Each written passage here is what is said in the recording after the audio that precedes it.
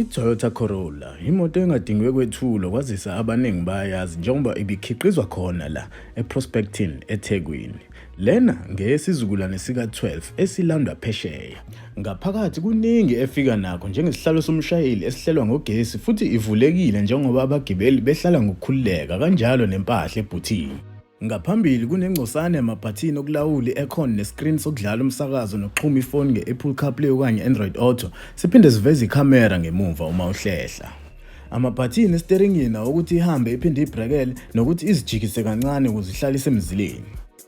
Le moto ihamba ngenjini engu-2 litha enamandla angu-125 kilowatts no-200 Nm we-torque. Isebenzisa ugearbox ozishintshayo. Ngo-100 km ibidla amalitha kapetrol angu-7.7. Ukuhamba ngayo kukwenza sifakazeleke isiqubulo sabaToyota sokuthi iCorolla inakho konke.